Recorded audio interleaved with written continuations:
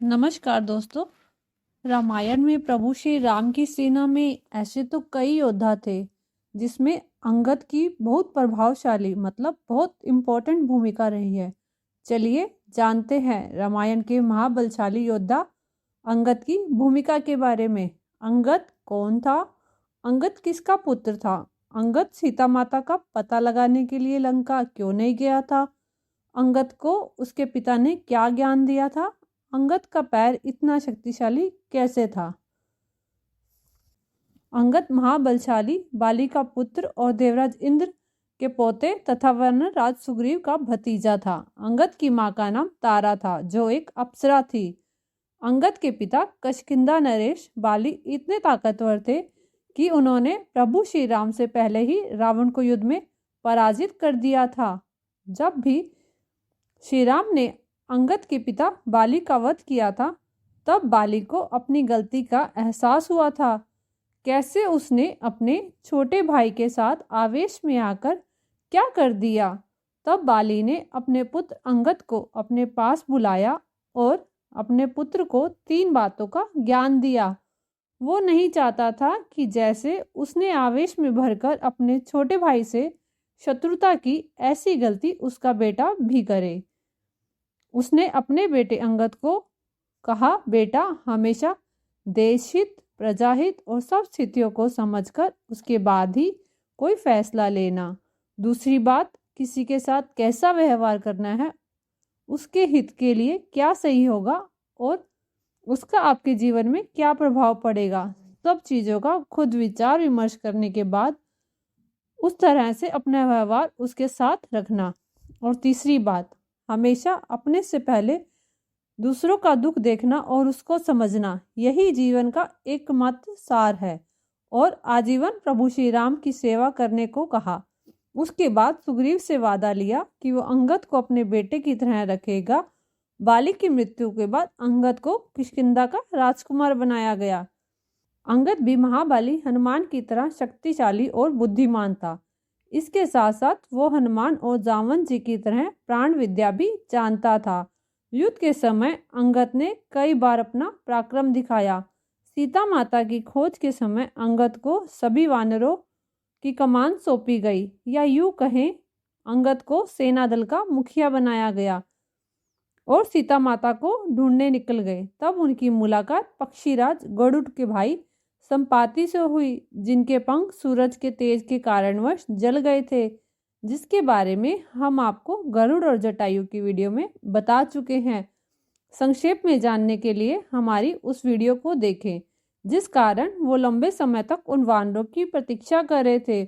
उन्हें आशीर्वाद मिला था, जब वानर तेरे पास आएंगे तब तेरे पंख वापस जुड़ जाएंगे। तब संपत्ति जी ने बताया कि रावण सीता माता को दक्षिण की तरफ उठाकर लेके गया है और लंका में सीता माता को छुपा कर रखा है। तब अंगद जी लंका जाने के लिए तैयार हो गए।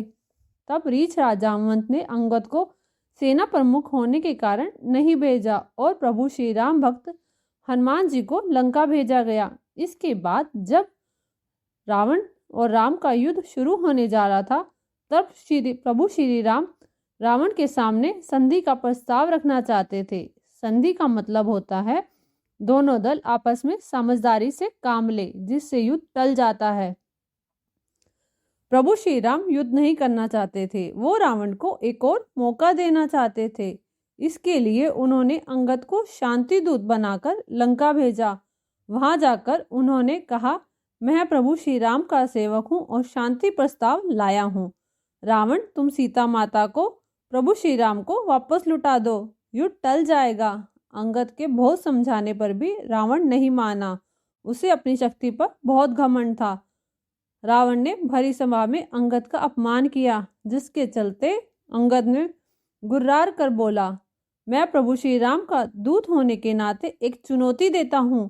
पूरी सभा में अगर कोई भी मेरा पैर हिला देगा तो मैं प्रभु श्री राम को लेकर अयोध्या वापस चला जाऊंगा और सीता माता का त्याग कर देंगे।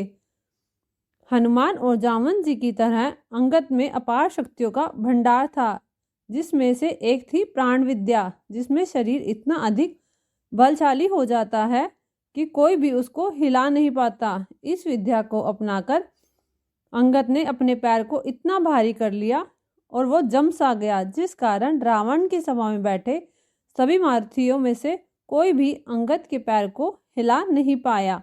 जब रावण खुद अंगद का पैर हिलाने के लिए आया तो अंगद ने अपना पैर उठा लिया, जिस कारण रावण का मुकुट नीचे गिर गया, जिसे अंगद ने साहसपूर्वक उठाया और जिस दिशा में श्री राम खड़े अंगद की प्रतीक्षा कर रहे थे उनके चरणों में फेंक दिया और रावण को धुतकार कर कहा, मैंने ये चुनौती यहाँ सभा में बैठे तेरे बलशाली महारथियों को दी थी, तुझे नहीं। अगर तुझे चरण पकड़ने ही हैं तो मेरे प्रभु श्री राम के पकड़, वो दया के सागर है, तुझे माफ कर देंगे।